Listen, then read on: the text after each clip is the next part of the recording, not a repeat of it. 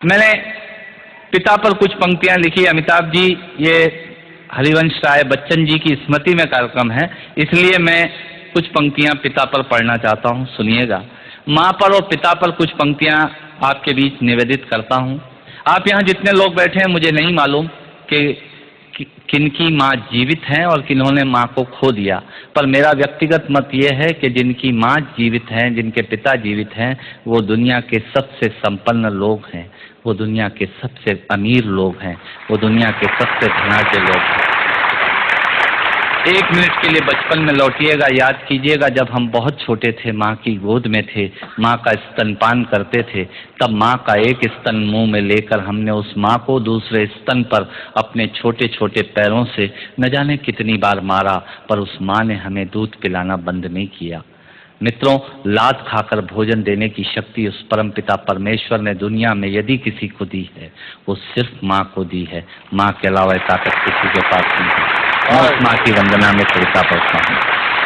याद कीजिएगा उन दिनों में जब हम चौके में, रसोई में बैठकर खाना खाया करते थे और माँ खाना बनाती थी, उस वक्त थाली पर बैठकर हमने जब भी इधर उधर देखा, वो माँ समझ गई और उसने नमक का डब्बा हमारी तरफ सरका दिया। हमारे बिना बोले को समझने वाली वो माँ, जब हम उसे खो देते हैं, वो माँ हमें बहुत याद आती है। वो माँ जो हमारे परीक्षा देते जाते वक्त दही की कटोरी लेकर शगुन बनकर आकर खड़ी हो जाती थी, उसे हम खो देते हैं। वो माँ हमें बहुत याद आती है।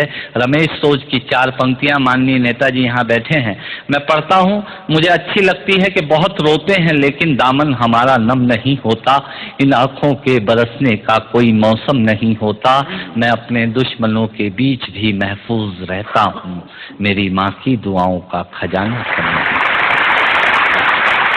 स्वामीनाथ पांडे की 3 पंक्तियां सुनाता हूँ। स्वामीनाथ पांडे ने 3 पंक्तियों का उपन्यास लिखा। अमिताभ जी बैठे हैं, जया जी बैठी हैं। 3 पंक्तियों में पूरा उपन्यास लिख दिया। उसने लिखा, एक विधवा माँ थी, उसके 2 बेटे थे। एक बेटा नीचे वाले माले पर रहता था, दूसरा बेटा ऊपर वाले माले पर रहता था।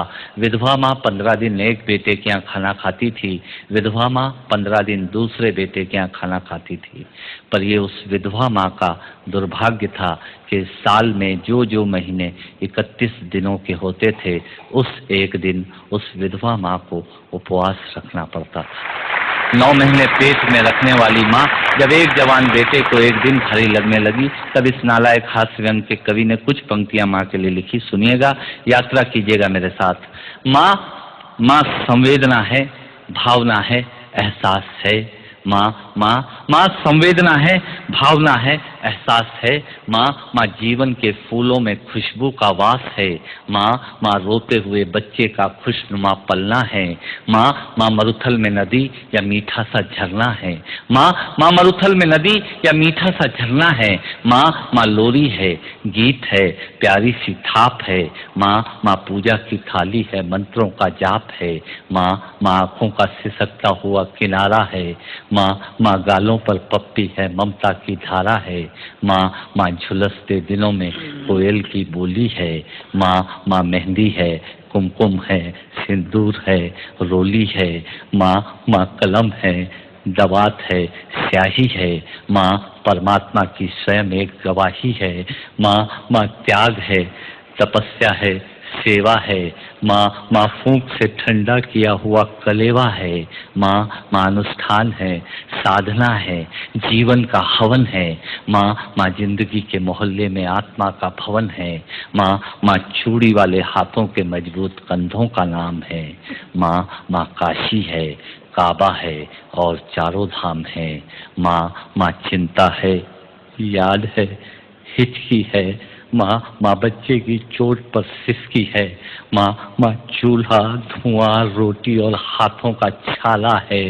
माँ जिंदगी की कड़वाहट में अमृत का प्याला है।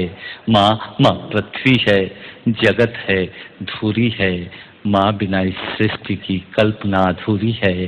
तो माँ की ये कथा अनादि है, ये अध्याय नहीं है, और माँ का जीवन में कोई पर्याय नहीं, और माँ का जीवन में कोई पर्याय नहीं है। तो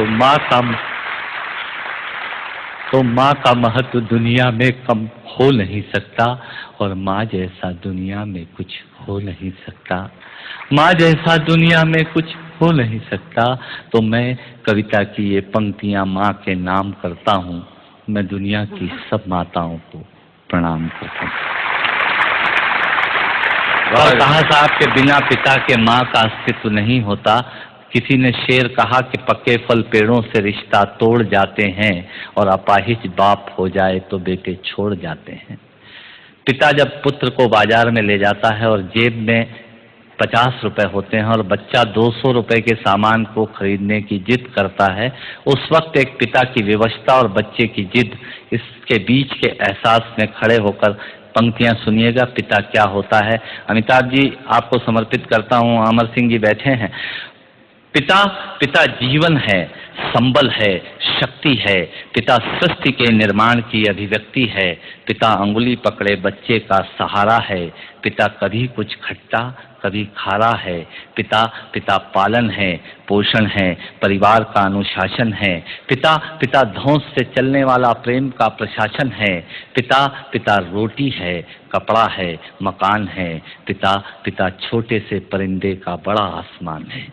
पिता छोटे से परिंदे का बड़ा आसमान है। पिता पिता अप्रदर्शित अनंत प्यार है। पिता है तो बच्चों को इंतजार है। पिता से ही बच्चों के ढेर सारे सपने हैं। पिता है तो बाजार के सब खिलौने अपने हैं।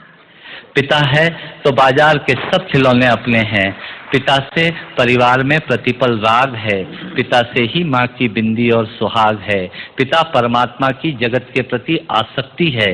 पिता गृहस्थ आश्रम में उच्च स्थिति की भक्ति है।